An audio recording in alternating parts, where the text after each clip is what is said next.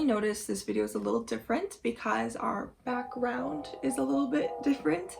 I've actually moved my phone so that I'm recording behind my manga collection because I think it just looks a lot better than the other side of my room behind all my plushies. It's a little more relevant to my videos, so we're gonna be trying this out. I don't usually record on this side because the light in my room actually comes from next to my bookcase, which I do to prevent yellowing on my manga.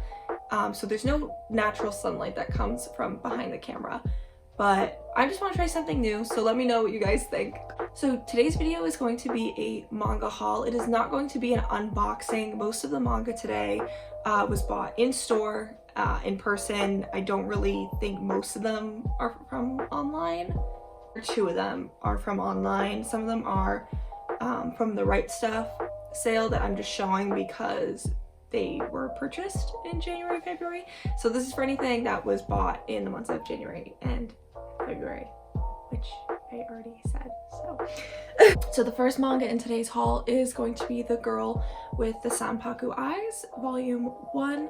This was purchased on the Right Stuff holiday sale but came in January, which you can see in, I believe, my last haul video. I featured this one. This is a series about a girl named Amane who is featured on the cover, who has Sanpaku eyes, which are like very fierce, angry looking eyes, similar to characters like Akira. This is a common trope in like certain animes like Yomushi Pedal. I believe the character's name is Akira. He has Sanpaku eyes as well. There's definitely others, can't think of them right now, but she's actually really cute and friendly, but she gives off a very like vicious appearance, and she has a crush on this guy, and it's basically just a love story about that. So I'm just excited to give this one a read. Next up, this one was also a part of my last video, but I'm going to be talking a little bit more about it. This is Fruits Basket Volume 18. So I've been collecting Fruits Basket probably since I started collecting manga in general. As most of you know, these specific editions of the manga are out of print for the most part and really hard to find. Volume 18 being one of them. I actually managed to get this one for $11 with shipping included off of eBay. So this is actually the last volume that I need before completing my collection. I only need volume, it's right behind me, 21. 21 is probably one of the harder volumes to find for a good price. I only see them going for like $100 to like $150, sometimes $80, and those are library copies. I don't have any library copies in my collection. They're not really my thing. So if anyone has one that they want to sell for a good price, comment below or something. Next up, we have a little bit of a collection here. So I went and got Kami-sama Kiss volumes 16 through 24. Kami-sama Kiss is another one of those shoujo series that I've been reading since I started collecting manga or first got into manga. Recently, the series didn't go out of print, but as some of you know, manga's been kind of hard to find lately. Things that are like on pre-order sell out really fast, or volumes that don't have another reprint for 6 months sell out while they're in stock, and then the prices just skyrocket off of eBay. So that was actually one of the issues that I had with Kami-sama Kiss. Oh, I lied. Okay, so I actually also have volume 14, which, going off of what I was saying, like, this volume on eBay about a month ago was going for like $80, which is insane because it's not out of print. It's just waiting for another reprint. This series is not out of print. You can still get it. If you go on Right Stuff, it says out of stock, expecting more. So please do not overpay for this. It will come back into stock, I promise. I lucked out and managed to get all of these in person from different places. This one is actually from Kinokuniya. I paid full price for this, but I really just wanted to finish collecting the series because I was worried that it was gonna go out of print, and of course I stopped collecting at volume 13 a couple years ago, so 14 was the next one I needed, which was the hardest one to find. So I pretty much managed to get all of these from local stores. I don't know which ones I got where. but most of them are actually from Bull Moose, and then one is from a local shop, and then volume 14, as I said, is from Kinokuniya. And for those of you who haven't read this, Kami-sama Kiss is about a young girl in high school named Nanami Momozono, whose father leaves her with like an outstanding debt and runs away, and so she's basically an orphan. Kind of. That's not what an orphan is, but so basically she becomes the goddess of a shrine where she meets Tomoe, who's pictured here, and it's kind of just like a really fun romantic comedy about the two of them and her trying to become a shrine goddess, and all these other characters who are just, it's really good, really cute. The anime kind of stops short, but the manga, it's finished, so if you're looking for a finished love story that's like just the right amount, this is a really good one. Okay, next up we have The Drifting Classroom, volumes 3 and 11. I picked these up in New York actually. I was going to do a New York shopping vlog, but that kind of fell through for my own reasons. But I did pick these up in New York at Book Off, which is a used bookstore chain originally from Japan, and I got these for $5.50 each. The Drifting Classroom is actually out of print in these volumes. They are now released in like a deluxe hardcover edition, which are like this big, but I don't really care for omnibus volumes. I've said this before, just because the spine creases. They are hardcover, so the spine technically wouldn't crease, but I do really like these original single volumes. Basically, The Drifting Classroom is about this 6th grade class that goes on a field trip, and suddenly they disappear into this like apocalyptic world. That description might be a little shoddy.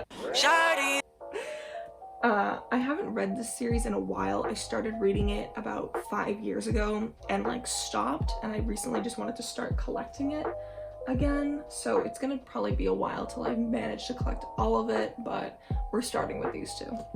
Okay, so next up we have Living Room Matsunaga-san, volumes 1, 2,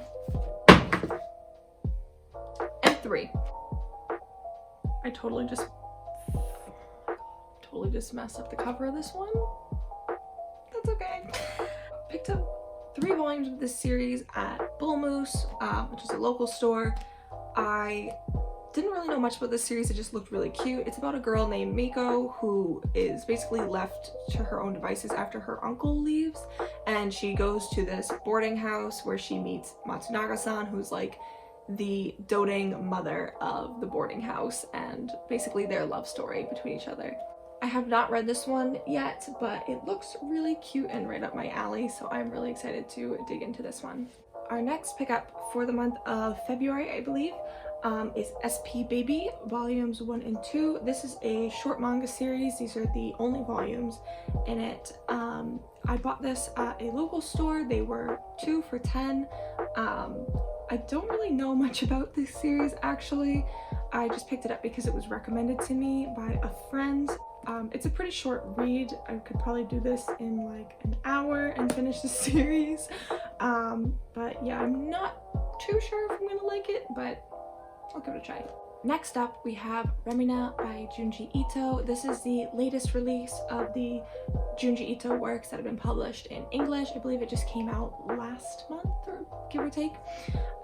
This is a story about a mysterious moon planet thing that appears, and a doctor names it Remina after his daughter, and then suddenly all like the stars and like everything else around them starts disappearing, and people are like, oh my god, are we next? And why is this happening? I'm a huge fan of Junji Ito. I have all of his other works, so I wanted to pick this one up to stay updated with my collection for that. Okay, next up, which is the items that I am most excited about. I'm gonna have to showcase this a little differently because it's a bit hard, but Horimiya volumes 1 through 14. Okay, you guys, so this is Horimiya volumes 1 through 14. So I actually picked these up from a local bookstore. I wanted to start reading this as soon as the anime came out just because I really liked it like straight away. I was obsessed with this. And as some of you know, if you also tried to collect this series, it was pretty much impossible to find because it sold out everywhere. It was back ordered everywhere, but a local bookstore, shout out to Comicopia, had all of it in stock except for volume 1, but I already had volume 1, so it worked out pretty great. My goal was to read this series and finish it and catch up in time with the anime coming out. And especially since the last chapter was just announced, so volume 14 stops at chapter 109, I believe, and 122 has been announced to be the last chapter. Okay, I'm sorry guys, I had to switch my view there because I was just struggling to hold my camera still, but more about Horimiya, just because I know it's a really popular series right now, so I want to talk a little bit more about it. It's about Hori-san and her classmate Miyamura-kun, and basically they're just like hiding their true selves and they can only be open in who they are on themselves, and it's about them kind of falling in love. I'm only on volume 3. It's been really hard for me to keep up and read with this series just because I've been watching so many shows at the same time, so I've been struggling. This series is actually really similar to Karekano and Switch Girl, which are also about two classmates who have to hide who they really are, and they have like this other persona that they show in front of everyone else except for each other. Most people say that Switch Girl copied Karekano, but that's really not my business, so. But yeah, very similar story plot where the two characters kind of just can't be themselves around anyone else but each other, so. Something I really like about this series is that each of the covers actually features the different characters instead of just always being Hori-san and Miyamura-kun. It's all the different characters in the show, and I think they actually have a lot of cute character designs, so the manga itself is actually really just appealing to look at with all the colors and everything like that. Here is a quick preview of the entire haul. It's a little over 30, I think it's exactly 35 manga.